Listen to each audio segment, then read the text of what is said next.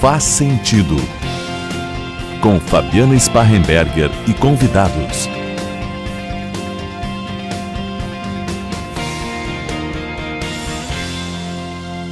Olá, ouvintes da CDN, telespectadores da TV Diário, do YouTube do Diário. Este é o Faz Sentido e a pergunta hoje é: até que ponto a vida lá fora interfere no que acontece entre as quatro paredes?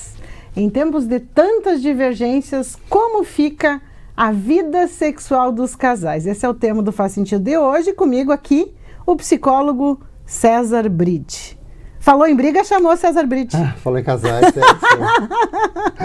Falou em sexualidade, em sexo, chama o César Bride. Okay. Vamos falar então hoje, Bride, dessas questões. A gente está em período eleitoral, né?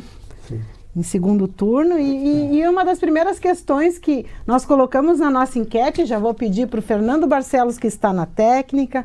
O programa de hoje tem a produção de Luísa Neves, e vamos já direto para a nossa enquete, que o público, Bride, tu já sabe, né, gosta muito de participar desse tipo de enquete. O que nós perguntamos lá na primeira pergunta? Divergências políticas prejudicam a relação sexual? Quais eram as opções aí? Claro, nem toque em mim, 40%. Nem pensar. As divergências políticas até melhoram a relação, 16%. E por fim, até que não. Mas é uma ideia. 44%. E a gente dá esse tipo de ideia ainda para o nosso público, né, Bride? Onde já se viu? Olha, quando a gente está pensando em numa pergunta como essa, a gente obviamente tem que pensar nela para além daquilo que está ali, né? Ou seja, por que uma questão política especificamente, né, ela teria problemas em relação a um casal? Porque os relacionamentos sexuais e afetivos, eles são baseados em idealizações, né? Então, quando eu explicito minha posição política, e no momento que a gente vive que é hiperpolarizado, né, que tem uma série de características muito explícitas de uma ponta e de outra, né, é como se eu mostrasse exatamente as características com as quais eu estou colado. E isso, se no primeiro momento poderia parecer meio diluído, numa condição um pouco mais sutil, né, nesse momento político em que a gente vive, essas condições, elas, na verdade, elas se explicitam, e isso pode quebrar um pouco com essa idealização, né?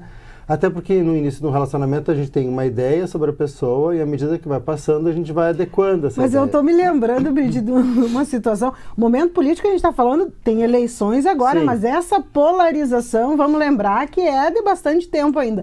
E eu estou me lembrando de uma conhecida que toda vez que ela conhecia um cara, ela ia pesquisar primeiro, porque para ela era condição básica, primária, saber, né, de que partido, enfim, em quais dessas duas pontas aí o pretendente, no caso, estava posicionado para decidir depois se ela investia ou não. É que talvez aí tenha uma expectativa, né? Ou seja, a posição política dele vai me dar alguns traços de caráter, né? O modo como ele vai lidar com algumas situações no futuro, assim, né? Tem uma certa inteligência nisso, né, de alguma maneira. Obviamente que isso não dá conta de tudo, né, nem dos relacionamentos, né, até porque a posição política da gente também é uma idealização, né, a gente imagina que X ou Y vai ser capaz de representar uma característica nossa desta forma ou de outra forma, né, por uma via ou por outra via. Então, quando a gente entra nessa condição política, né, e pensando na questão sexual especificamente, para algumas pessoas o nível de desidealização que sofre é muito intenso, né? E isso, sem esse mínimo de idealização, sem esse mínimo, né, de admiração pela outra pessoa, né? Porque, por vezes, a ideia, né, de que aquela posição política pode ter alguma característica negativa no meu conceito, né? Isso vai fazendo, então, com que, de alguma maneira, vá diminuindo o interesse e a excitação. E aí, bom, aí tem uma interferência, né? A última ali que tu fala sobre a questão da ideia, né? Na verdade, a gente pode pensar por um outro campo, que é, bom, algumas pessoas precisam de qualquer desculpa para ter que evitar, né, uma então, ao invés da dor de cabeça, você usa, né? Mas tu é de tal partido, tu é de tal candidato, não vai rolar. É isso aí, pode ser, né? Claro que alguns casais, né, esses que de alguma maneira se mostram ali um pouco, olha, interfere, mas não tanto, né? Talvez porque esteja ligado a uma condição mais personalizada da pessoa, ou consiga compreender, bom, qual é a construção daquele sujeito em relação à condição política dele, né? Mas muitas vezes na escolha, né, da pessoa isso pode ser uma coisa muito difícil, né? Pode ter uma interferência nessa pré-imagem que a gente sempre tem dentro dos relacionamentos ou dentro das nossas expectativas sexuais sobre os outros.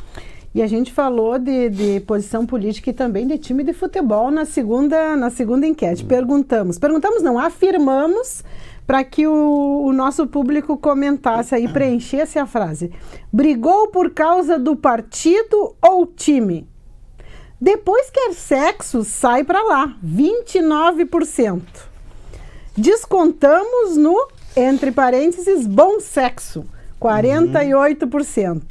E por fim, sexo agora só depois do segundo turno, 23% responderam. Então, a maioria, né, Bridi? Descontamos no bom sexo. Se brigou por causa do time ou do partido, desconta no bom sexo. Desconta toda a raiva, então é mais ou menos como fazer exercício físico, fazer boxe e lembrar do chefe, por exemplo? Pode ser de uma maneira longínqua assim, né? O que é importante a gente saber, né, é que a base da relação sexual, ela também tem um componente agressivo, né? Ou seja, no sentido do desejo de manifestar, né? E quando a gente pensa em relação sexual especificamente, assim, a gente fala, eu não tenho vontade, né? Porque, vamos só dormir, né? Por que seria isso? Porque você está num momento muito passivo, né? Não é nem pacífico, mas passivo. Ou seja, o sexo demanda uma certa urgência, demanda uma certa agressividade, não no sentido de violência, né? Mas no sentido de ter que mostrar desejo. Né? Então, para alguns casais, por exemplo, tem uma provocação agressiva, né? Qualquer música sertaneja nos diz isso, né? Ou seja, eles brigam o dia inteiro, resolvem na cama, né? E como é que é aquela música, Fernando? Se de dia a gente briga, de noite a gente se ama, é que nossas diferenças a gente resolve em cima da cama, é mais ou menos isso, né? Leandro e Leonardo, não decorei a letra. A ver se eu melhoro na próxima aí. É mais ou menos basicamente isso. Né? Eles captaram exatamente a condição da pulsão agressiva que está presente no sexo. Ou seja, e por vezes essa coisa de acertar-se na cama tem ainda uma continuidade dessa agressividade no sentido da reconquista do outro. Ou seja, o outro cedeu, o outro quis, o outro, né, demonstrou que continua me amando apesar disso. Assim, né? Então, sexo depois da briga é melhor. Depende do casal. Né? Porque para alguns casais não vai ter sexo depois da briga até que as coisas entrem numa condição pacífica para além disso, né? Ou seja, isso vai depender do formato e da combinação do casal, né? E principalmente o que é que excita cada um deles naquele momento. Certo? Então, sim, às vezes agressividade por time, por competição, por compra, por dinheiro, né? Pode ser um elemento, e é interessante porque alguns casais têm essa rotina meio de brigas constantes, e quando a gente olha um pouquinho mais fundo, esse é a força propulsora da atividade sexual daquele casal, né? Porque daí a briga, ela gera um mal-estar, e aí então tem algum tempo de reconquista, de recomeço, né? E depois tudo fica melhor. Essa é uma fantasia. Mas isso aí não é perigoso com o tempo, se isso fica só acontecendo? Porque a gente pode cair no erro da briga sem necessariamente ter uma reconciliação, né? Sem ter essa condição, né? Sim. Assim, ter a coisa competitiva, ter a coisa do jogo, né? O jogo tem uma característica competitiva, o jogo sexual tem essa característica também, né? O que se perde ao longo do tempo nos relacionamentos é o jogo amoroso, ou seja, essa capacidade de provocar no outro alguma coisa, né? Então, é importante que a gente possa entender isso como parte, mas não como fundamento. Ou seja, se eu só consigo ter relações, eu só consigo melhorar a minha qualidade sexual a partir da briga, da agressividade, né? Então, alguma coisa está disfuncional nesse relacionamento, né? Se eu consigo usar isso, né, no sentido de quebrar coisas, né, de quebrar rotinas, de quebrar, né, possibilidades, né, de palavras, né, do jogo do diálogo que antecede, bom, então isso acaba sendo uma maneira saudável. E são poucos os casais que conseguem isso, né? Porque às vezes funciona de uma determinada forma no início, e a repetição constante vai esvaziando, né? Então aí essa história do sexo rotineiro é um pouco isso, assim, né? Essa coisa do resgate dessa condição, entre aspas, agressiva, né? Pulsional, mais intensa, que se estabelece para esse casal. Ciúmes e comparações, terceira enquete aí, agora vamos falar de ciúmes e das comparações. Isso aí não existe, né? Não, os casais ficam comparando, ficam trazendo relações anteriores aí, acho que nem acontece, né? Tu sabe que são coisas, assim, os ciúmes, lá a entrevista lá. Vamos lá então ver o resultado antes, Brit. Não chegam a ser um problema, 20%. São a treva, 63% dizendo que ciúmes, comparações são a treva. Fazem parte e até melhoram a relação, 17%. Grande maioria dizendo que com ciúme e comparação não dá. Eu vou te dizer que eu vou começar pela última, né? Até fazem parte, pode ser que isso faça parte desse jogo, né? Que a gente estava falando antes, assim, né? Mas que a treva é mesmo. Né? Não sei exatamente o que a pessoa quer dizer com a treva, mas de qualquer maneira é muito obscuro isso, né? E é interessante porque mexe com uma parte obscura da gente, né? Mexe com algo que a gente ainda não tem uma certa consciência, porque quando a gente está falando de ciúmes, diferente da inveja, que é algo que tu tens e que eu quero, é uma relação dual, né? Isso pode aparecer entre os casais. Tá? O ciúme é uma relação de triângulo, né? É a ideia de que eu posso te perder para um terceiro, mesmo que o terceiro não seja uma pessoa. Eu posso te perder, sei lá, para o trabalho, entende? Para alguma coisa mais interessante, né? Que tu não vai prestar mais atenção em mim como deveria. Então, quer dizer, ele pode nem existir, mas... Pode não existir. Na verdade, o ciúme sempre é da cabeça de quem sente, né? Ciúme é sempre da cabeça de quem sente. Exatamente, né? Por quê? Porque é uma situação imaginária, né? Mas essa pessoa está se interessando por outra pessoa. Bom, é uma outra condição. Mas o ciúmes não pressupõe que haja um interesse real, né? Existem condições que a gente chama de ciúme patológico, em que há uma inibição de um dos elementos do casal, em que o outro é tão intenso, né, que a pessoa, por exemplo, se submete a muitas coisas, né? Acaba não saindo na rua, acaba não falando com pessoas, acaba se afastando de familiares, né? No trabalho, tem uma ação super limitada na vida, em função do temor dos ciúmes do outro, né? Isso é muito limitante, a gente chama isso de ciúme patológico. E, obviamente, precisa de duas pessoas para que isso aconteça, né? Uma que sinta e uma que se submeta. Né? Então, nessas situações, por exemplo, sempre há um exagero. E aí, qualquer coisa, ela é transformada em motivo. Então, se eu acho que tu tá muito arrumada, é porque tu tá interessado em alguém. Mas tu não está arrumada, tu entende? É porque tu tá se desinteressando de mim, né? Então, qualquer realidade é interpretada a partir da condição do ciumento. Minha nossa. É muito difícil. Mas isso aí, hein, Bride? Isso aí são casos raros, né? Ainda existe com frequência? Eu queria que fosse, sim. Assim, nesse nível patológico? Nesse nível patológico são a base dos feminicídios, por exemplo, né? E a gente não tem poucos. Né? É verdade. Então, basicamente, por que alguém mata alguém, né? Por amor, né? Ou seja, você não vai ficar com ninguém, você não vai ficar comigo, não vai ficar com ninguém, né? Então, essa é uma base. Mas isso vai se estabelecendo de maneira crescente, né? Ou seja, a gente começa com uma pequena coisa, o outro interpreta e a partir de um determinado momento a outra pessoa que está se submetendo a isso vai tentando imaginar, né, o que seria. Então eu digo, essa roupa não é boa, daqui a pouco tu pensa, bom, a próxima roupa roxa ou com decote eu não vou usar porque fulano não vai gostar ou porque fulano não quer isso, e isso vai se criando um círculo de tal forma que os casais acabam ficando só os dois, né? E parece que isso, então quando chegou nesse momento está numa situação melhor, e na verdade não está, né? Está numa situação pior porque isso é ininterrupto, né? Dentro do casal, aí vai ter uma condição maior, né? Então a gente vai vendo essas situações, por exemplo, elas fazem parte de muitos casamentos monogâmicos, né? Isso aumenta muitas vezes quando se tem filhos. Né? Aumenta, porque aí tem uma exigência maior da unidade familiar e tem a desculpa do filho. Né? Sim.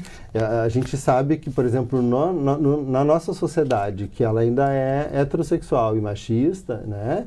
As mulheres sofrem mais. Sim, né? São tem elas muito que mais demandas e exatamente. São exigidas da mesma forma depois de ter a própria filhos. qualidade, né? Porque se a gente for pensar, um casal são duas pessoas que têm vida própria, que se unem, entre aspas, por um bem comum, né? O bem-estar um do outro. O problema é que nessa díade tem muitas concessões, né? E essas concessões muitas vezes fazem com que um lado perca mais do que o outro. E perca no sentido de dar continuidade ao seu próprio plano individual de vida, né? O que gostaria, de que forma gostaria, né? Às vezes quer com aquela pessoa, mas não daquela forma, né? Ou quer algumas coisas, mas não naquele momento. E aí essas negociações é que acabam gerando muito desconforto. E um dos lados pode, inclusive, interpretar como ciúmes. Ou seja, se não está compactuando comigo, não está mais tão interessado, talvez esteja interessado em alguma outra coisa. Com a cabeça em algum outro lugar. E as comparações, podemos falar ainda sobre elas, Fernandinho, ou já vamos ter que chamar o intervalo? Daqui a 2 minutinhos, então vamos para um breve intervalo e já voltamos. Estamos apresentando Faz Sentido. Você conhece o emagrecimento ou ouviu falar do emagrecimento bioortomolecular? A bioortomolecular, ela utiliza ativos ortomoleculares para realizar um emagrecimento saudável. Este emagrecimento ele se dá através de ativos que vão acelerar o metabolismo, vão reduzir a gordurinha e também melhorar a questão do trofismo muscular. Alguns tratamentos nós utilizamos na bioortomolecular para um emagrecimento, por exemplo, a mesoterapia injetável, onde nós injetamos as substâncias, enzimas específicas para aquele paciente e assim a gente vai acelerar o metabolismo. Se for o caso de reduzir gordurinha, vamos reduzir a gordurinha ou então melhorar aquela pele, aquela qualidade da pele, melhorando o trofismo e dando um contorno melhor para o corpo. Podemos tratar várias regiões do corpo com a mesoterapia e com a criofrequência. Por exemplo, região de abdômen, região de braços e outras regiões do corpo também. O emagrecimento bioortomolecular é sim um emagrecimento mais saudável, porque reequilibra o organismo e este período de reequilibrar o organismo, ele se faz necessário para que nós não recompensamos novamente encontrando os quilinhos perdidos. Sempre lembrando que o tratamento do emagrecimento bioortomolecular, ele se dá de 3 a 6 meses em média, dependendo de pessoa para pessoa. Emagreça com saúde. A Clínica Inanna dispõe deste e outros tratamentos. Para saber mais, nos siga nas redes sociais.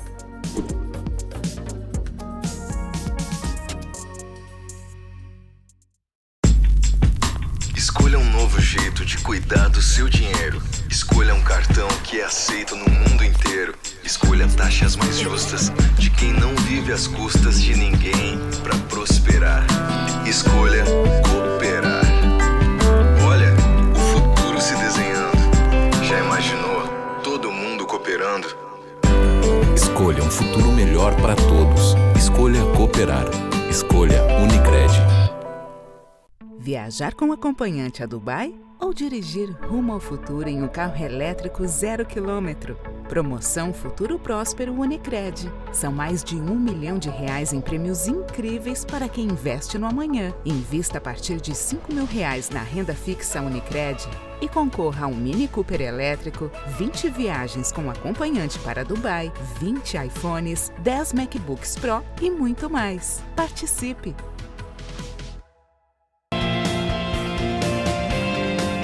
Voltamos a apresentar Faz Sentido.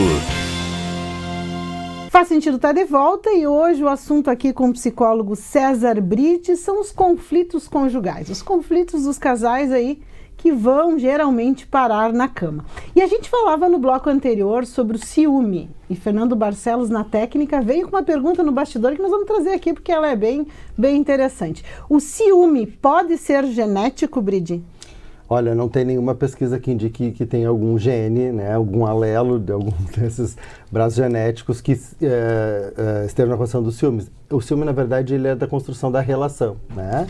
A gente pode ter alguma condição mais agressiva, obviamente, né, com uma característica de personalidade, mas o ciúmes, na verdade, ele pode ser aprendido dentro de casa. Então, eu tenho um pai, uma mãe que tem essas condições, tendência que depois quando a tendência de tanto ver isso, né? E achar que é normal numa relação. Normalizar isso, né? Ou, na verdade, ser criado na base do ciúmes. Porque quem é ciumento não é só ciumento com o marido, né? Entende? Que é ciumento com os geralmente amigos, com os filhos, possessivo, né? não Ou é seja, só com... a criança pode interpretar isso como uma forma que ela tem de representar amor. E alguns casais dizem isso, né? O ciúme é bom porque mostra como ele gosta de mim, né? E isso é um engano. Na verdade, mostra como ele gosta dele mesmo. Atenção! Não, essa parte vamos ter que repetir, Bride. Eu vou ser cancelado agora. Não, vamos de novo, Bride. Não, eu achei sensacional isso. Então, porque, na verdade, o ciúmes é uma condição narcísica, né? Ou seja, é uma ferida narcísica. De alguma maneira, há algumas inseguranças da minha parte e que eu imagino que, bom, se eu deposito tudo numa pessoa, o retorno vai me dar uma segurança, né? De que esta ferida não vai borbulhar, não vai ser atingida tão fortemente, né? Tá, então... mas nada de ciúme, Brinde. Não, mas daí também é muito no extremo. Mas... Qualquer ciúminho representa isso. A questão é que isso é dinâmica. A questão é como é que a gente usa isso, entende?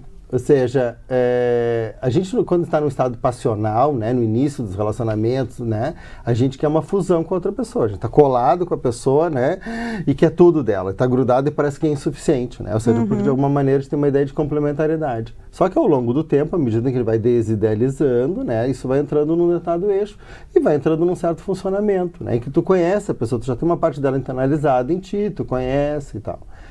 Estou falando de relacionamentos um pouco mais maduros, né? Maduros não de idade, mas maduros da forma de se relacionar. De vínculo mesmo. Né? De vínculo mesmo. Bom, então, dessa maneira, tu entende, é natural que se tenha, né? Sempre se tem um risco da perda, obviamente ninguém gosta disso, né? Então, não ser ciumento também não é um problema, né? Nós estamos falando de uma situação em que a insegurança de uma pessoa se interpõe sobre a vida da outra, né? Sobre as escolhas da outra, sobre as possibilidades de escolha que a outra pode fazer. Mas tem alguém seguro 100% que não vai ter nem um ciúminho? Olha, algumas pessoas sofrem menos com isso, né? Disfarçam. Acho difícil, gente, ó. Mas é que os ciúmes, dessa forma, né, que a gente está pensando, na medida que ele entra no diálogo, na conversa, na segurança, ele vai reaparecendo, assim, né? Aí cada um tem lá suas questões individuais, assim, né, de como é que vai vivenciar isso, né? E efetivamente o que é que sente em relação a isso. Tá, e as comparações na cama, Bride, que faltou aí? Comparações na cama é uma coisa muito interessante. Ninguém comenta, né, gente? Isso aí deve ser uma questão ética, né? Acho que os casais nem comentam, né? Entre si? Entre si, obviamente. Tipo, o anterior era assim, assado, com o anterior eu fazia isso e aquilo. Comenta? Não. Tá. No geral não se comenta, né? Exceto se isso for uma fala um pouco mais destitutiva do outro, né? Ou Por seja, exemplo? Se eu quero dizer que tu não é tão boa, vou dizer, mas a minha outra fazia tal coisa, o meu outro fazia tal coisa, né? O teu pênis não é tão grande, ele demorava mais ou menos, né? Conversar sobre ou pra elogiar. Melhor do que todos que eu já tive. Né? Nunca foi assim, nunca tive, nunca senti isso. Talvez eu tenha um olhar um pouco mais negativo. Eu acho que isso aí até pode acontecer. Acho que é saudável, né? Acho que sim, acho que é uma questão do elogio. Mas daí, de novo, a pessoa fica pensando, né? Mas com quem está me comparando, né? Com quantos? Com quantos, né? E essa é uma pergunta, para uma sociedade machista, muito difícil, assim, que é com quantos, né? Parece que para os homens, quanto mais melhor, né? As mulheres podem até pensar, você teve vários relacionamentos melhor, mas sempre parece que para as mulheres, né? E é justamente a quantidade, não a quantidade, mas a qualidade dos relacionamentos, entende? Que vai determinar, inclusive, a melhor interação na cama, né? Parece que aquilo tem que ser uma coisa um pouco velada, assim, né? Tinha algumas amigas mulheres que dizem, a gente não pode mentir que é o primeiro, mas sempre pode mentir que ele é só o segundo. Boa essa aí. Boa essa, né? E aí tu pensa, mas como é que uma mulher estrutura esse pensamento? Anote aí, ó. Né? Como é que as mulheres podem estruturar isso? E para que elas estruturam isso, né? É como se o passado sexual delas, na verdade, importa a elas. Só elas. Ponto. Né? Ponto né? Final. E alguns homens têm, aí sim, tem uma construção persecutória, né? Nesse sentido do tipo, quantos já foi, com quantos pênis já viu, quantos, né? Qual que era o melhor e tal. E isso pode gerar algumas inseguranças. É óbvio que elas só vão bater se já há uma insegurança prévia ali colocada, assim, né? Alguns homens têm uma coisa de tentar mostrar-se, né, superar-se, né, nos primeiros encontros, fazer coisas mirabolantes, assim, né, tentando mostrar todos os cartuchos nos assim, primeiros, depois por uma fantasia, muitas vezes, inclusive inconsciente disso, né. E aí voltando para questões que eu, né, lido bastante, assim, muitas situações de disfunção sexual. né? Porque aí tem uma fantasia, um imaginário, né? De que não é tão bom, ou de que, né, não, na comparação, talvez, obviamente, né, coisas mais não são tão frequentes, mas esta fantasia está presente nesse universo masculino da comparação. E na hora de dizer do que gosta, como gosta, a mulher tem mais facilidade do que o homem? Isso vai depender da abertura do diálogo. Entende? Eu percebo, claro, que as mulheres têm mais fluência, inclusive muitas vezes mais clareza, né? Se não do que elas querem, pelo menos do que elas não querem, né? E isso já é, sei lá, 70% das coisas, né? Não quero, né? E alguns homens acham que às vezes o não quero das mulheres é uma barreira a ser insistida, né? Isso é ruim, porque vai criando situações mais constrangedoras, porque se ela está dizendo que não e ele não consegue entender, entende de que forma ela teria que expressar, né, essa condição. Além de dizer o não, né? O que precisaria mais, né? Mas eu vejo que muitos homens não fazem isso, não tem essa abertura para fala.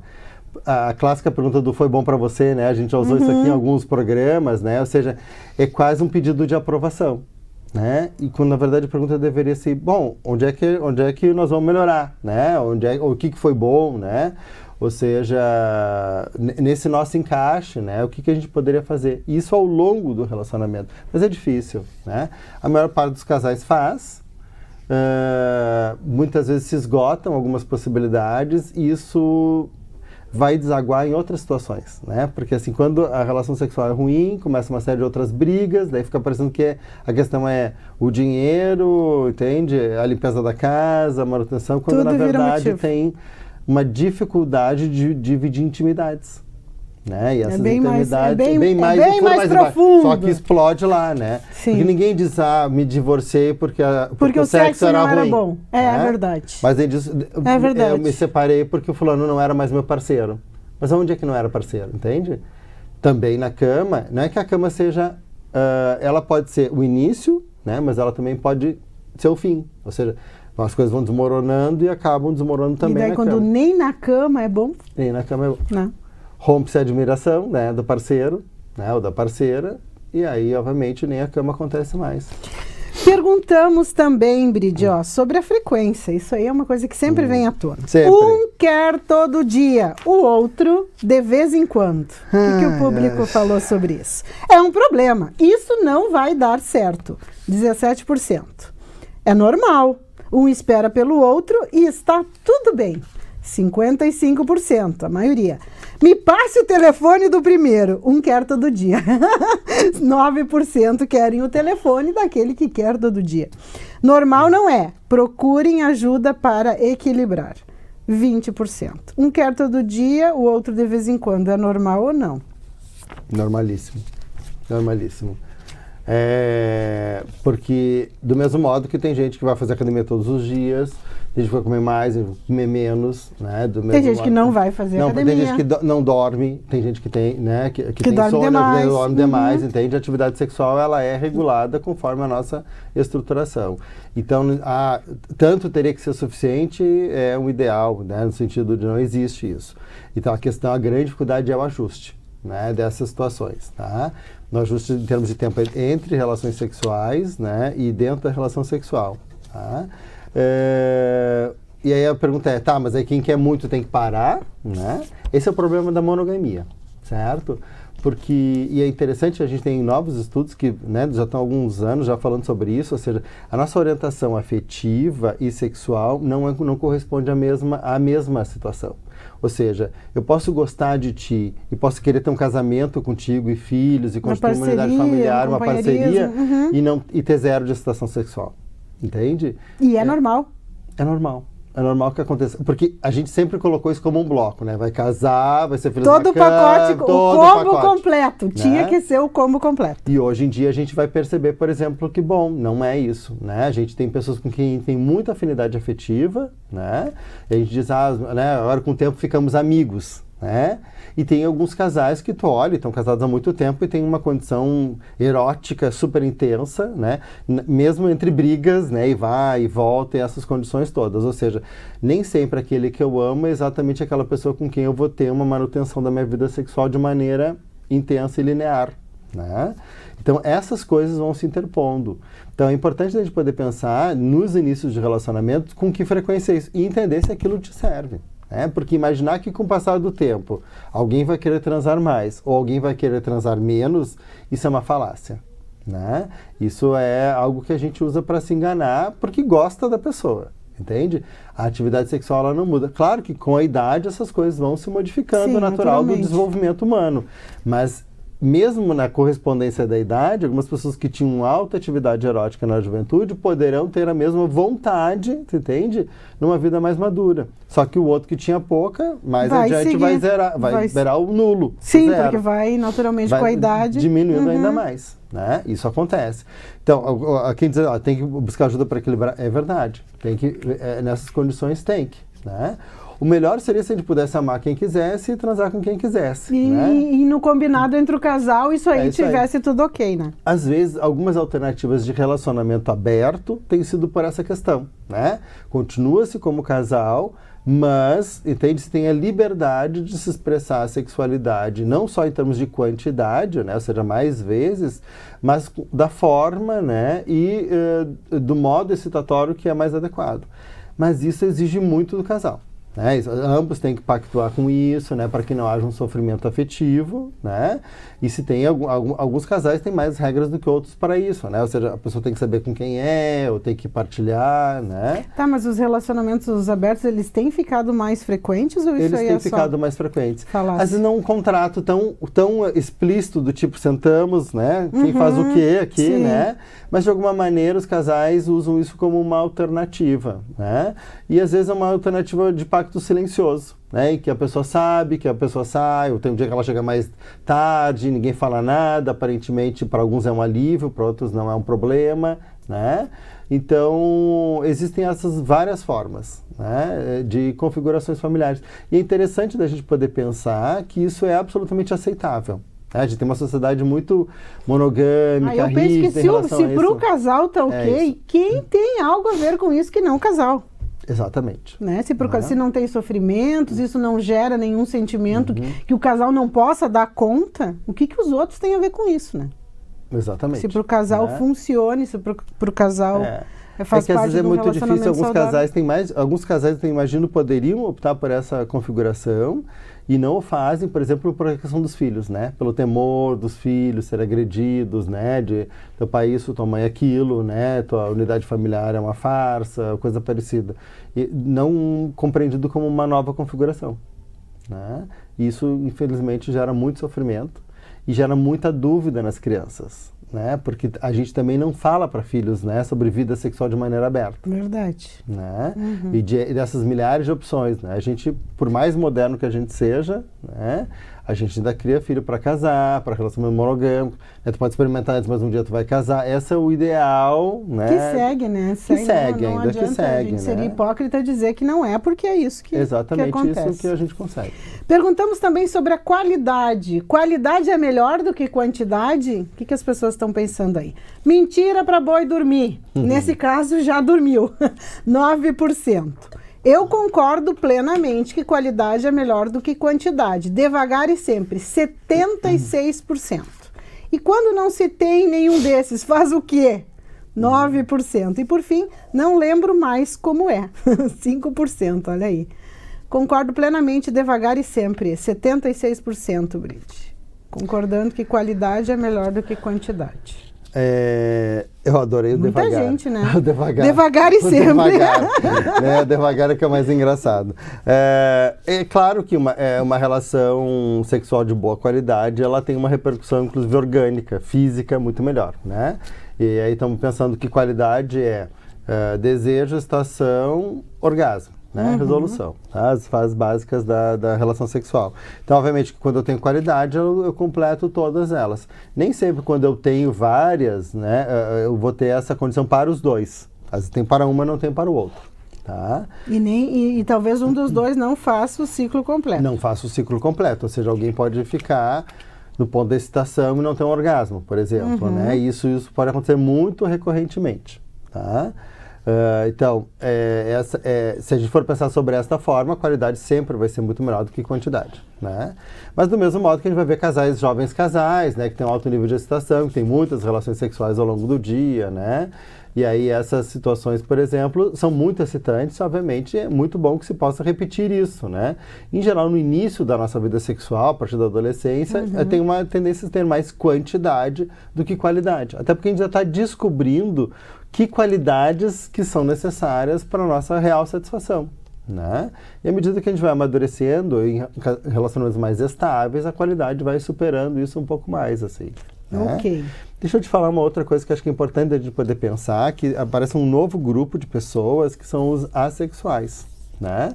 Não são assexuados, são assexuais, ou seja, tem baixa preferência sexual, né? E eu tenho visto vários jovens, assim, nas redes sociais, lá no ambulatório do trabalho, começaram a aparecer algumas pessoas com essa configuração. As pessoas não têm vontade de ter relação sexual ou raramente têm vontade, né? E não é porque não gosta do parceiro ou da parceira, mas porque na natureza dessas pessoas, de alguma maneira, isso não está colocado. Então, tem um relacionamento amoroso, afetivo, tem diversão, tem alegria e, eventualmente, muito eventualmente, tem essa condição. Então, é bom a gente poder pensar que existe uma categoria de pessoas, entende, que tem uma frequência naturalmente mais baixa. Então, a quantidade, certamente, pensando em muita quantidade, não vai ser uma característica dessa população. Tá, mas os assexuais seria na mesma comparação, na mesma relação que tu trouxeste antes. Então, se eu não... Daqui a pouco eu não gosto de fazer exercício físico, o prazer que o exercício físico me traz, eu não tenho esse prazer, é a mesma relação? Em alguma medida, sim. Em alguma medida, sim. Né? Claro que às vezes não faz por preguiça. Quer dizer, não são pessoas anormais, né? Não são pessoas anormais. É isso que eu quero trazer, é essa a pergunta. Sim, né? É essa pergunta. Do mesmo modo que, né, tem outro ponto Tipo, a pessoa não está com problema, assim como a pessoa não faz exercício que não traz prazer, e para ela, a mesma coisa com o sexo. Do mesmo modo que a gente tem outro extremo disso, que é a hipersexualidade, né? Que é extrema vontade, né? Quantidade elevada disso. E aí não tem necessariamente uma qualidade sexual, tem só essa condição de extravasar mesmo essa condição da hipersexualidade mesmo. Isso em geral está ligado a quadros de ansiedade bastante elevado, e aí a forma de descarga acaba sendo a hipersexualidade. Ok. O que é pior, Bridi? Controlar sexo com birra ou manipulação, 31%. Usar o sexo para mascarar problemas, 32%. O que é pior, não ter sexo. O resto dá-se um jeito, adorei. 37%. Um terço para cada, praticamente, né? Bem dividido, bem dividido. É que todas as coisas são horríveis, né? Sejamos sinceros, né? Não tem coisa boa aí. Se desse para marcar as 3 opções, acho que daria 100% Tá, mas tá em perguntando todas. o que é pior para você. Pois é que... Não ter sexo. Não, eu não sei se não ter sexo. Às vezes é melhor não ter sexo do que ter algo... Do que ser com manipulação, com, né? É verdade. Porque aí tem uma, assim, até mesmo a própria situação, né? O sexo para mascarar problemas e tudo mais. Ou seja, qualquer uma dessas situações significa que o sujeito... Pode ser fuga? Está distante de si mesmo, exatamente, né? Ou seja, tem algo que a gente entende, percebe, né? Mas não vai querer enfrentar, né? A condição da manipulação...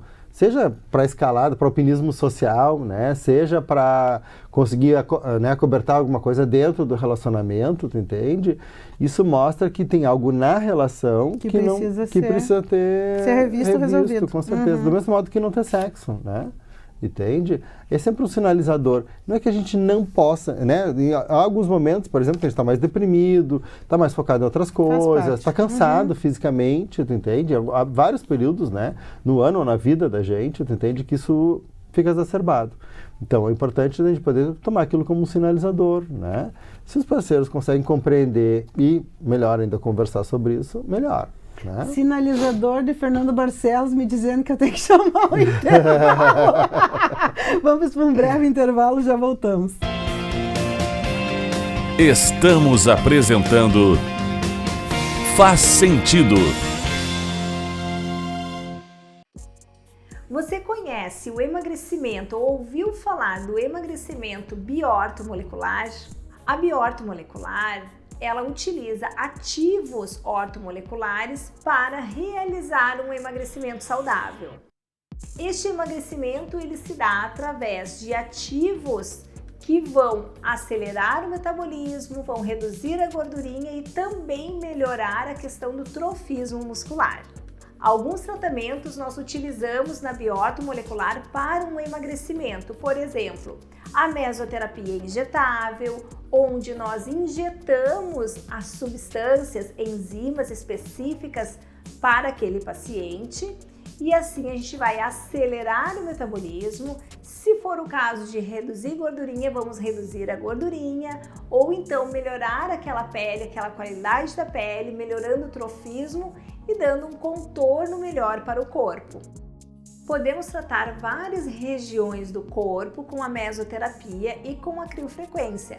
Por exemplo, região de abdômen, região de braços e outras regiões do corpo também. O emagrecimento bioortomolecular é sim um emagrecimento mais saudável, porque reequilibra o organismo e este período de reequilibrar o organismo, ele se faz necessário para que nós não recompensamos novamente encontrando os quilinhos perdidos. Sempre lembrando que o tratamento do emagrecimento bioortomolecular, ele se dá de 3 a 6 meses em média, dependendo de pessoa para pessoa. Emagreça com saúde. A Clínica Inanna dispõe deste e outros tratamentos. Para saber mais, nos siga nas redes sociais.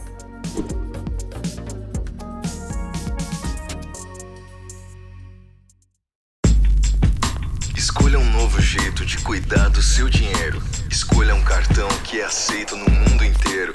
Escolha taxas mais justas de quem não vive às custas de ninguém para prosperar. Escolha cooperar.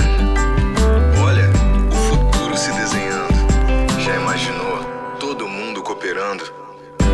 Escolha um futuro melhor para todos. Escolha cooperar. Escolha Unicred.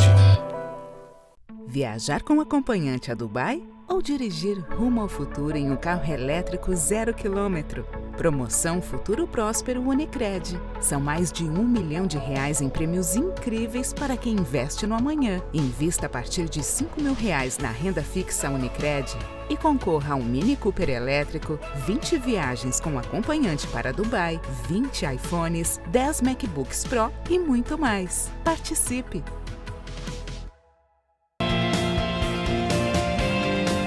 Voltamos a apresentar Faz Sentido. Faz Sentido de hoje fala sobre os conflitos dos casais que vão parar na cama, ou então que começam na cama, né? Conosco hoje aqui, César Bride. Vamos direto para a enquete, perguntamos: a maioria dos casais conversa sobre sexo? Sim. O diálogo sobre isso flui direto para 35% do nosso público que participou da enquete. Conversa, mas poderia ser mais, 10%. E por fim, em que mundo você vive? Sim. Não existe diálogo sobre isso, 15%. 35% dizendo que flui direto. Esse direto achei meio forçado. Bride, o que tu acha? Eu posso ter um olhar um pouco viciado, né? Porque afinal de contas a gente trabalha em geral com pessoas que têm mais problemas, né? Mas, no modo geral, eu vou te dizer que acho que as pessoas não falam sobre isso. Mesmo as novas gerações. Pareceria que as novas teriam mais liberdade, mas não, né? Eu acho que a gente responde essa pergunta, se as novas gerações conversam mais ou estão conversando mais do que os pais, perguntando se os pais falam frequentemente sobre sexo com os filhos. Não falam. E eu acho que ainda não falam. Eu falo muito pouco. Porque falar de camisinha, falar que tem que se cuidar, falar que pode pegar uma doença, isso não é falar sobre sexo, né? Ou seja, essa é uma condição educativa ali, preventiva, né? Um pouco dramática, inclusive, né? Mas falar sobre sexo, como acontece, né? E mesmo nas escolas, qual a importância disso numa vida, né? E mesmo nas escolas, as escolas sobre prevenção das doenças, tudo bem, isso a gente, isso tem, né? Mas e sobre sexo? Eu não me lembro de nenhum dia que meu filho tenha dito que esse foi um tema... Tu sabe que eu trabalho com escola já há 30 anos, a gente, né, já foi mais, agora é menos, tem ido a algumas escolas, eventualmente e tal. E a minha maior tristeza, 30 anos depois, né, desde que eu comecei a trabalhar com a primeira escola, é que as perguntas são as mesmas. E aí eu fico pensando, eu ensinei para os pais, entende? E os filhos me perguntam as mesmas coisas.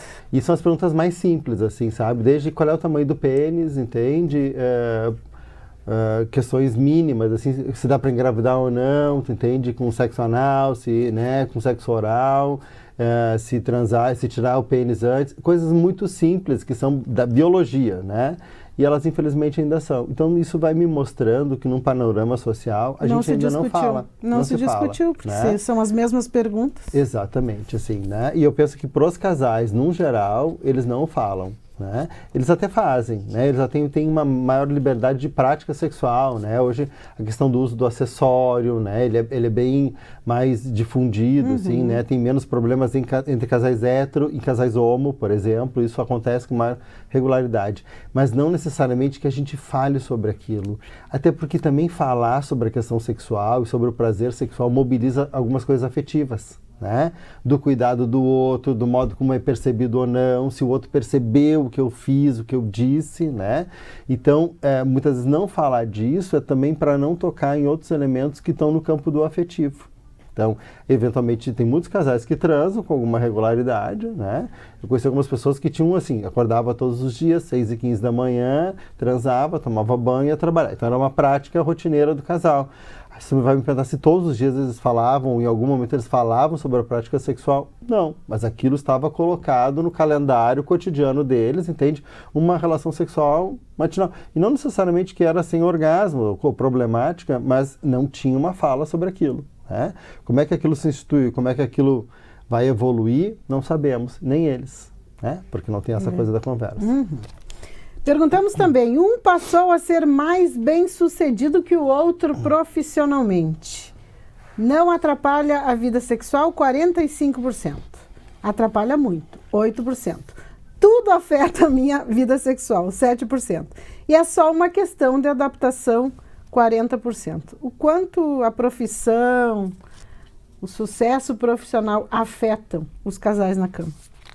100%. 100%? Adorei. 100%. Porque aí volta de novo para a questão da admiração. Sim. Né?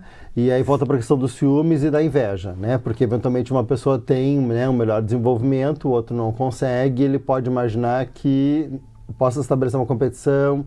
Ou eu vou ter que mostrar muito mais na cama para dar conta, né? Ou vou ter que ser muito mais, né? Vou ter um comportamento mais birrento, por exemplo, mais ciumento, tu entende? Mais protetivo, porque já que a pessoa tem energia para ter sucesso, pode ser que ela também encontre alguém melhor, já que eu não consegui, né? Então isso é muito difícil entre os casais. É claro que isso piora muito quando a mulher tem sucesso profissional. É isso eu já ia perguntar. Tá. E aí eu vou te dizer que eu acho que na tua condição de visibilidade, mais ainda, né? Porque, inegavelmente, quando tu tem uma visibilidade maior, mais pessoas têm acesso, mais contato, né? Todo mundo tem uma imagem a teu respeito, diferente se tu tivesse um trabalho que não fosse tão exposto, né? Então, acho que as mulheres que estão mais expostas, né? Com relações sociais mais intensas, devem sofrer muito mais, né? Precisam que o parceiro ou a parceira, se é um casamento afetivo, tenha esse grau de maturidade de entender que, bom, ao longo da vida se faz escolhas, né? E, às vezes, não está na representação do dinheiro ou do sucesso, mas que em outros elementos afetivos que o relacionamento se nutre, né? Mas dinheiro é um significante importante. Sucesso, né? E representação disso em dinheiro tem um impacto muito forte nos relacionamentos. Então, quando a gente escolhe profissões, né, escolhe parceiros e já sabe quais são as profissões ou os direcionamentos profissionais, a gente também já vai incluir de alguma maneira essas expectativas. Certo. O uso excessivo do celular. Agora isso não acontece, né? O uso excessivo do celular. Nossa, Não, né? Não. Causa distração e desinteresse sexual, 16%. Atrapalha a relação como um todo, 75%. E não atrapalha em nada. Já tá chato isso, falar que o celular atrapalha alguma coisa, 9%. 75% atrapalha a relação como um todo. Se atrapalha tanto, por que a gente continua usando tanto, Bride? Porque é interessante, falava isso num grupo de profissionais esses dias, né? Ou seja, o celular, o algoritmo do celular, na verdade, ele é o nosso alimento narcísico, porque ele, na verdade, vai mostrar aquilo que eu gosto, né? Então é muito difícil eu desprender daquilo que eu gosto. Então, se eu me interesso por alguma coisa, vai continuar aparecendo aquilo ali. Para né? mim. Então, claro, por um lado tem o estresse do trabalho, por outro lado, o celular acabou também virando minha diversão, que eu minto dizendo que é minha fonte de informação, né?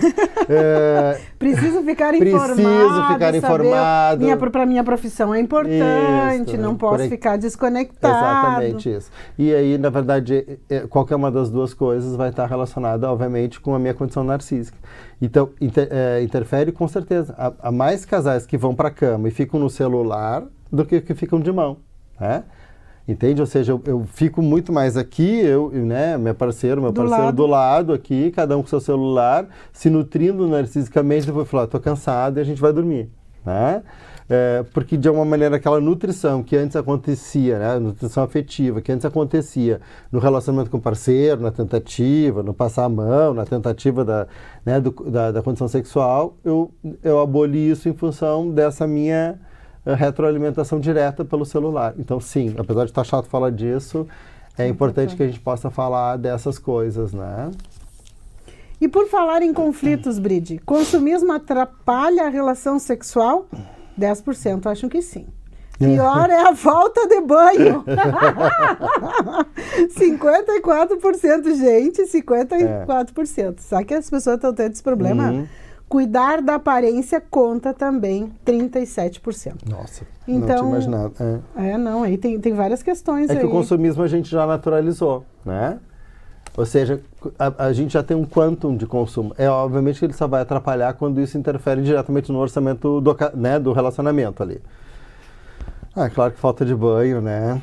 E a aparência está de uma maneira ligada. Pois ali. Eu acho que essa questão quando um dos dois, né, do casal, se importa com a falta que o outro não tem de cuidados, e daí o Bride já trouxe aqui, né, mas então tu não tá te cuidando porque não tá mais interessado em mim, ou se cuida demais. É uma coisa complicada de resolver, né, Bride? Porque tu tem que atender a própria vida e das expectativas do outro, né? O problema dos relacionamentos é isso, assim, porque uma parte continua sendo minha vida, eu tenho que gerenciar isso, até para gerar admiração. E tu tem que ter a questão do amor próprio, claro, sempre. E uma outra parte, obviamente, está direcionada para outra pessoa, ou seja, aquilo que é importante para ela, né? A história do banho é legal de pensar, porque já tem vários estudos que colocam que a tal da química, que a gente fala, eu tenho química e tal, vem do cheiro, né? E do cheiro da pessoa. Não é perfume, exatamente.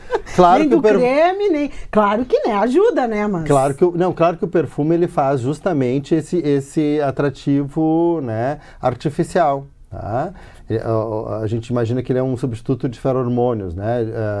Ou seja, é algo que atrai o outro. Mas o cheiro natural da pessoa está conectado com essa química, né?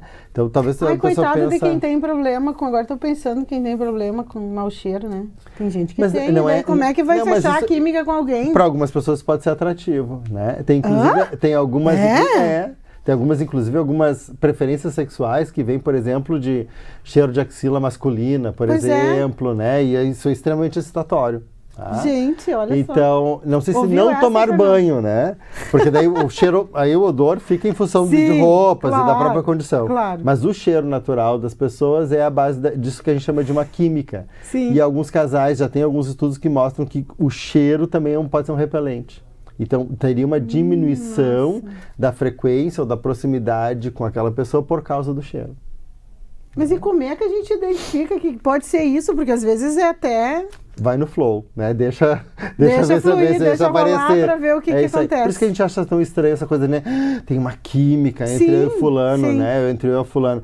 Porque é justamente é inconsciente. Essa química vem do cheiro, porque não é algo que a gente decodifica na consciência, né? O cheiro.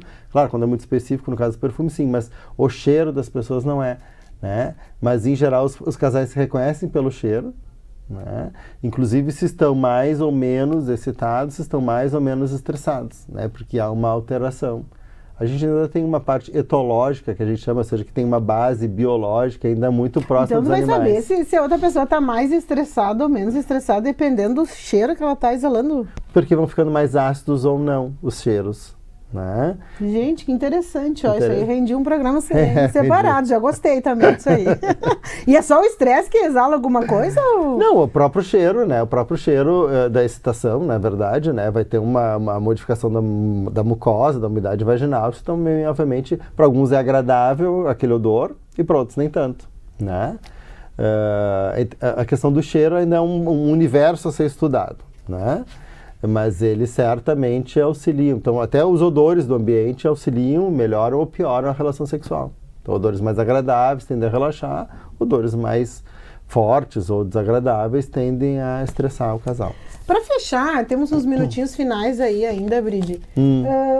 De acordo com a tua vivência, assim, que tipo de conflitos são os mais comuns, assim, e como a gente faz para tentar driblar ou tentar dar conta desses conflitos para que isso não interfira ainda no agravamento de uma situação sexual do casal que já não é boa? Eu acho que a gente tem que pensar o que é o estressor para cada casal, né?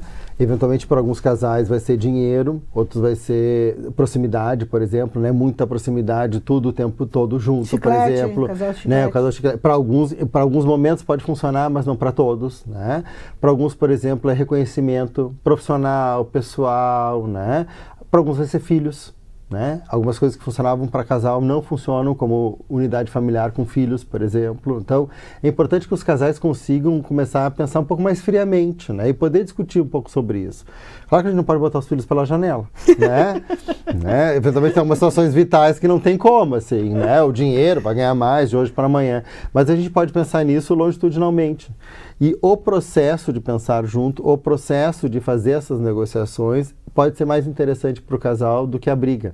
Porque às vezes a gente só consegue dizer, estou insatisfeito com, tá, mas o que a gente vai fazer para conseguir, né? O que está acontecendo e o que a gente vai fazer para tentar minimizar algumas coisas. Ou esperar que o outro entenda aquilo que você está sentindo sem falar, né? Ou, como é que é possível que a pessoa não está vendo, não está sentindo isso que está acontecendo comigo? Essa é uma coisa, esse precisa de uns 5 programas, né?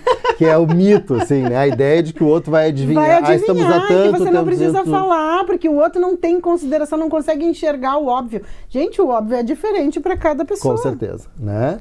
Exatamente. Essas expectativas sobre o outro, né, que às vezes a gente tem desde o início, isso é muito ruim. Isso é o que mais destrói os relacionamentos, porque tu tem uma ideia de que o outro deveria. É mais fácil tu apresentar, né? Obviamente tu precisa ter uma certa maturidade, o outro escutar e poder dizer, olha, eu te ajudo aqui, não te ajudo ali, né? Mas poder, de alguma maneira, lidar com essas situações de forma comum aos dois. Porque sempre que um está sofrendo, certamente vai respingar no outro, o outro vai sofrer também, né? Então, nos processos de terapia de casal é justamente isso, é colocar para fora, né, mediado por alguém, justamente para poder achar um ponto em comum. Nós estamos, o Faz Sentido está fazendo sua parte, falando cada vez mais sobre sexo, né, Bridi? A gente falou lá no primeiro programa e a gente está cumprindo. Você já acho que é o 4º, né? Acho que o quarto é o quinto, já estamos combinados aqui já para o próximo. Então você também aí, né? Faça a sua parte, converse mais, traga mais essas questões que com o diálogo tudo fica mais fácil. Agradecer a sua companhia, então, agradecer o Bridi mais uma vez. Obrigado. E com certeza estaremos de volta aqui para falar sobre sexo logo logo. Agradecemos a sua companhia e até o próximo domingo. Faz Sentido, com Fabiana Sparrenberger e convidados.